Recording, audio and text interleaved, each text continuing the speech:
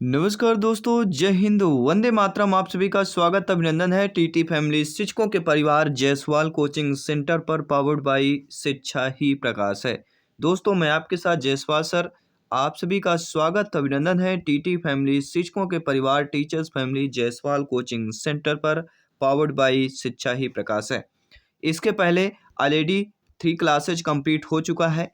Complete preparation आपके मनोविज्ञान की चल रही है, साइकोलॉजी की, जिसका आई बटन यहाँ पे ऑलरेडी प्रत्येक क्लास का लिंक दे दिया गया है। प्रत्येक क्लास फ्री ऑफ कॉस्ट है, क्योंकि राष्ट्र हित में टीटी फैमिली है, शिक्षकों का परिवार है, आपका अपना अवर टीचर्स फैमिली है। बाकी सभी क्लासेज के प्लेलिस्ट बना दिया गया है। तो चलिए देर न करते हुए क्लास को कंटिन्यू करते हैं। और इस क्लास में हम 2 महत्वपूर्ण आपके चैप्टर करेंगे। 2 महत्वपूर्ण चैप्टर में 15 टोटल क्वेश्चन करेंगे, यानी टोटल यहाँ पे 30 क्वेश्चन रहेगा। 30 क्वेश्चन की क्लास है। 30 में से आपका क्या स्कोर है, आपको कमेंट बॉक्स में अवश्य शेयर करना है। तो चलिए देर न करते हुए शुरुआत करते हैं। पहला प्रश्न स्क्रीन पर है कि अभिप्रेरणा पर किस कारक का प्रभाव नहीं पड़ता है। तो आप सभी लोग जानते हैं अभिप्रेरणा पर आवश्यकता का प्रभाव पड़ता है, वातावरण का प्रभाव पड़ता है और जन्मजात का प्रभाव पड़ता है, लेकिन भौतिक संरचना का प्रभाव नहीं पड़ता है। इसलिए अकॉर्डिंग टू क्वेश्चन थर्ड वाला ऑप्शन हमारा सही हो जाएगा। इसी के साथ ही दूसरा प्रश्न है, गिलफोर्ड ने अभिसारी चिंतन पद का प्रयोग जो है किसके समर्थन में किया। तो गिलफोर्ड ने अभिसारी चिंतन पद का प्रयोग जो है किसके समान समर्थन में किया है, वह हमारा कहलाता है सृजनात्मक। सेकंड वाला ऑप्शन सही हो जाएगा। इसी के साथ ही अगला प्रश्न है कि विकास की दिशा कैसे होती है। आप सभी लोग जानते हैं, कई बार यह सीटेट अदर टीटी एग्जाम में पूछा गया प्रश्न है कि विकास की दिशा किस किस प्रकार से होती है। तो सभी लोग जानते हैं विकास की दिशा सिर से लेकर पैर की ओर होती है। इसके बाद आपका अगला प्रश्न है कि परसोना शब्द का अर्थ क्या होता है। तो परसोना शब्द का अर्थ होता है मुखौटा, अर्थात वेशभूषा, जिसे नाटक करते समय अभिनेता लोग धारण करते हैं, उसी को वेशभूषा या परसोना कहते हैं, मुखौटा कहते हैं। ठीक है, आइए बात करते हैं अगले प्रश्न की। अगला प्रश्न, व्यक्तित्व का स्याही धब्बा परीक्षण किसकी देन है। तो सभी लोग जानते हैं कि व्यक्तित्व का जो स्याही धब्बा परीक्षण है वह किसकी देन है, हरमन रोसार की बात करेंगे। सेकंड वाला ऑप्शन यहाँ पे सही हो जाएगा। इसी के साथ ही अगला प्रश्न पूछा जा रहा है कि हमारे मस्तिष्क का चेतन भाग होता है। तो हमारे मस्तिष्क का जो चेतन भाग होता है कितना होता है, 1/10। पहला ऑप्शन सही हो जाएगा। अगला प्रश्न दिया गया कि जन्मजात प्रेरक नहीं है। तो हम सभी लोग जानते हैं कि जो हमारी भूख होती है, प्यास होती है, नींद होती है, जब बच्चा पैदा होता है तभी ये प्रेरक आ जाते हैं, ये जन्मजात प्रेरक कहलाते हैं। लेकिन आदत जो होती है जन्मजात नहीं, ये अर्जित प्रेरक होता है। ठीक है, चलिए अगला प्रश्न है। सभी यहाँ पे कमेंट कीजिएगा, मेरे प्यारे प्यारे भाइयों के प्यारी प्यारी बहनें गृहिणी जिनका सपना है टीटी एग्जाम को 101% फतेह करना। जायसवाल सर आप सभी का अभिनंदन करते हैं, आप सभी के माता पिता को नमस्कार और प्रणाम करते हैं। अगला प्रश्न स्क्रीन पर आ चुका है, मानसिक मंदता का प्रमुख कारण क्या होता है। तो मानसिक मंदता का जो प्रमुख कारण होता है वातावरण के साथ साथ वंशानुक्रम होता है, अर्थात ये दोनों हो जाएंगे। तो यहाँ पे सी ऑप्शन जो दिया गया है वह हमारा सही हो जाएगा। अगला जो प्रश्न दिया गया है कि टीएटी परीक्षण में कार्डों की संख्या कितनी होती है। तो टीएटी जो परीक्षण होता है इसमें जो कार्डों की संख्या होती है टोटल 31 होती है वैसे, लेकिन एक कार्ड खाली है जो 30 क्लास जो है पूरे आपके भरे हुए हैं। यहाँ पे हम 30 वाले ऑप्शन पे सही कर लेंगे। ठीक है, इसे जो है टीएटी को अंतर्बोध परीक्षण तथा प्रसंग परीक्षण भी कहा जाता है। इस परीक्षण का प्रयोग व्यक्तिगत व सामूहिक दोनों रूपों में किया जा सकता है। टीएटी परीक्षण में कुल 31 कार्ड हैं, जिसमें 30 कार्ड पर अस्पष्ट चित्र बने हुए हैं, एक कार्ड बिल्कुल खाली है। तो दोनों चीजें आपने समझ लिया। अगला, विकास कैसे शुरू होता है भैया। तो विकास किससे शुरू होता है। विकास जो होता है प्रसव पूर्व अवस्था से ही शुरू हो जाता है। ठीक है, तो यहाँ पे जो फोर्थ ऑप्शन दिया गया वह हमारा सही हो जाएगा। अगला प्रश्न है, टीएटी व्यक्तित्व जो परीक्षण है कौन सी विधि का प्रकार कहलाता है। तो जो टीएटी हमने पढ़ा इसके बारे में जाना भी, यह जो व्यक्तित्व परीक्षण होता है ये जिस विधि का प्रकार कहलाता है वह विधि का नाम बताना है। सभी लोग बताइए, इस विधि का नाम और कोई नहीं, सभी लोग बताइए कौन सी विधि यहाँ पे आपकी हो जाएगी। तो वह हमारी कहलाती है प्रक्षेपी विधि। कौन सा, फोर्थ ऑप्शन सही हो जाएगा। अगला जो प्रश्न दिया गया कि कौन सा प्रेरक अर्जित प्रेरक नहीं होता है।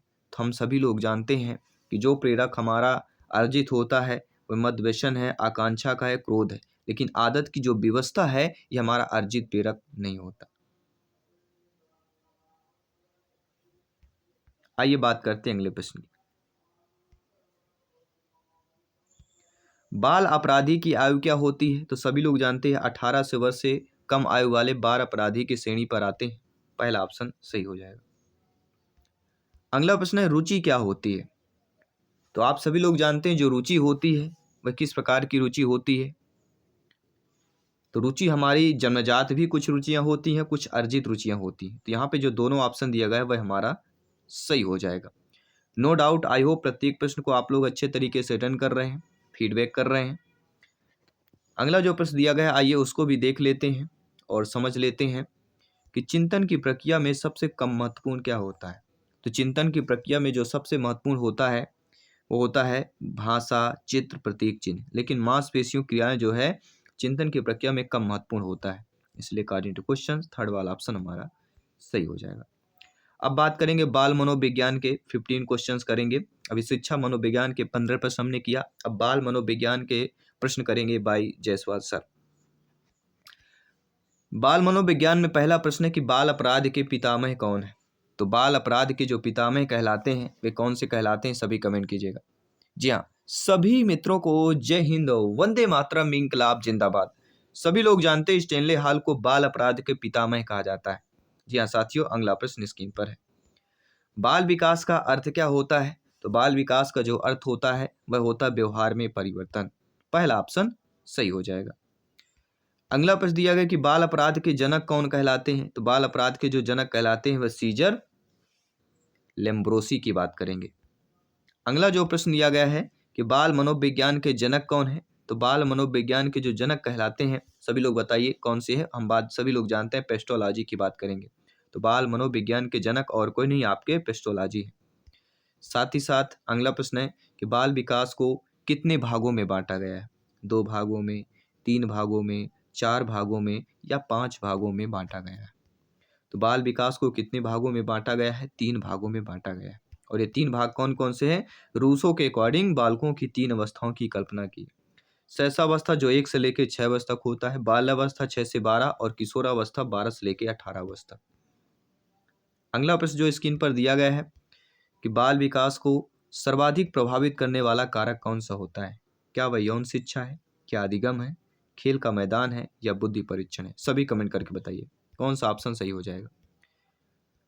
तो बाल विकास को प्रभावित करने वाला जो सर्वाधिक कारक हो जाता है वो हमारा जो कारक हो जाता है वह होता है खेल का मैदान। थर्ड वाला ऑप्शन यहाँ पे सही हो जाएगा।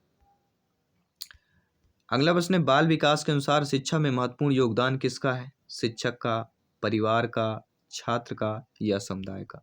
तो बाल विकास के अनुसार देखा जाए शिक्षा में जो महत्वपूर्ण योगदान हो जाता है वह हमारे किसका होता है? छात्र का या बालक का या बालिका का हो जाता है, शिक्षार्थी या विद्यार्थी का हो जाता है। कोई भी ऑप्शन हो आपको यही ऑप्शन करना है। अगला प्रश्न दिया गया है कि काल एवं ब्रुस ने बाल्यावस्था को क्या बताया? काल एवं ब्रुस ने बाल्यावस्था को मिथ्या काल बताया, जिज्ञासा का काल बताया, अनोखा का काल बताया या महत्वपूर्ण काल बताया? सभी कमेंट कीजिएगा। तो काल और ब्रुस के द्वारा जो बाल्यावस्था को बताया गया है वह हमारा कहलाता है अनोखा काल। जी हाँ, काल एवं ब्रुस के अकॉर्डिंग जो है बाल्यावस्था को क्या बताया गया है? एक अनोखा काल बताया गया है।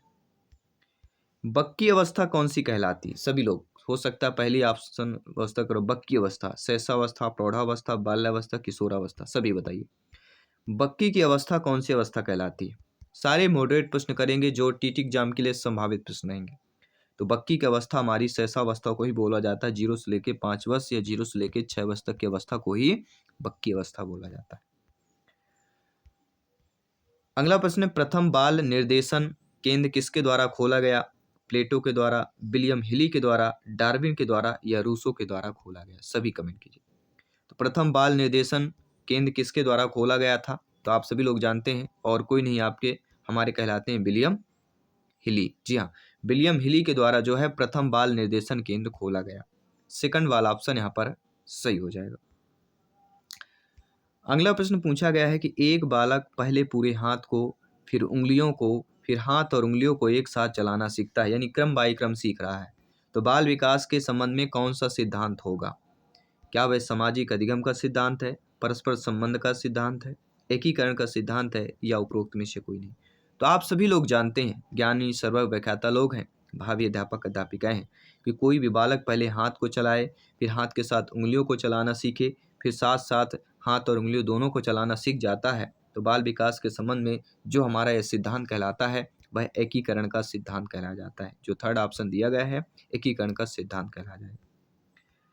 अगला प्रश्न क्या पूछा जा रहा है, सभी कमेंट कीजिएगा। जी हाँ, मेरे प्रत्येक शेरशेरनी, प्रत्येक शिक्षा बंधु भाई बहन जिनको सपना है सीटेट एग्जाम को फतेह करना, टीटी एग्जाम को फतेह करना, क्रैक करना, आउट ऑफ 150 में से 125 प्लस का स्कोर प्राप्त करना, सभी कमेंट कीजिएगा। जी हाँ दोस्तों, एक एक कमेंट, एक एक फीडबैक आपकी स्कोर को बेटर करता जाता है, आपकी तैयारी को बेहतरीन करता जाता है। इसलिए कमेंट यहाँ पे सर्वोपरि और सर्वमान्य है। तो इनमें से कौन सा सिद्धांत बाल विकास में वातावरण संबंधी कारकों पर महत्व देता है? क्या वह सामाजिक अधिगम का सिद्धांत है, क्या परस्पर संबंध का सिद्धांत है, एकीकरण का सिद्धांत है या निरंतरता का सिद्धांत है? तो जो सिद्धांत बाल विकास में वातावरण संबंधी कारकों पर महत्व देता है, किस पर? वातावरण संबंधी कारकों पर महत्व दे रहा है, मतलब सामाजिक अधिगम का सिद्धांत की बात कर रहा है।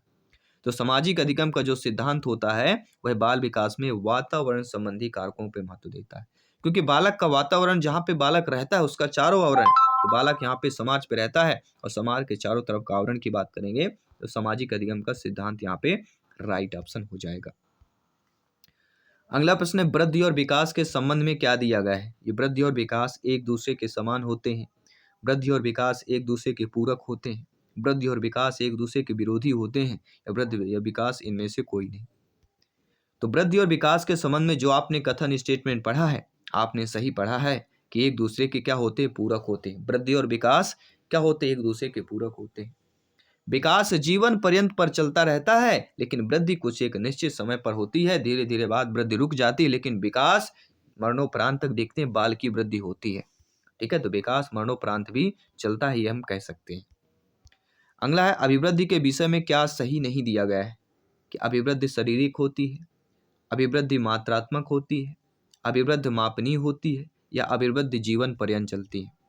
तो अभिवृद्धि के विषय में जो क्या सही नहीं कहा गया है, तो ये जानना जरूरी है। जो आपको ये पता होगा कि अभिवृद्धि के विषय में क्या क्या सही होता है। तो अभिवृद्धि जो होती है वह शारीरिक होती है, अभी मात्रात्मक होती है और मापनीय होती है, लेकिन अभिवृद्धि जीवन पर्यंत नहीं चलता। हमने क्या कहा, जीवन पर्यंत क्या चलता है? जीवन पर्यंत जो चलने वाला होता है वह होता है विकास, बालक का विकास, मानव का विकास, व्यक्तित्व का विकास, व्यक्ति का विकास, पर्सन का विकास, मैन का, वुमेन का विकास। तो अभिवृद्धि के विषय में क्या सही नहीं दिया गया है कि अभिवृद्धि जो है जीवन पर्यंत चलती है। अभिवृद्धि एक जीवन पर्यंत नहीं चलती, विकास जीवन पर्यंत चलता है। According two questions fourth option यहाँ पर सही हो जाएगा। और आइए बात करेंगे इस क्लास का 15वां प्रश्न आपके बाल मनोविज्ञान का। विकास की दिशा कैसे होती है? विकास की दिशा निश्चित होती है, अनिश्चित होती है, निश्चित व अनिश्चित दोनों रूपों में होती है, या इनमें से कोई नहीं होती। तो ये आपको ये कमेंट करके बताना है कि विकास की दिशा कैसी होती है। ये आप सभी के लिए मॉक क्वेश्चन के में रूप में इस प्रश्न को दे रहे हैं, और आप सभी लोग कमेंट कीजिए। इस क्लास में हमने जितने ये 30 प्रश्न किए, कम समय में 30 प्रश्न किए, वो भी मॉडरेट क्वेश्चन किए जो सिलेक्शन के लिए इंपॉर्टेंट है। तो 30 में से आपने कितना स्कोर प्राप्त किया, आपको कमेंट बॉक्स में अवश्य शेयर करना है। मैं आपके साथ जयसवाल सर मिलता हूँ आपके अगली क्लास पर। सभी मित्रों को जय हिंद, वंदे मातरम, धन्यवाद सभी का।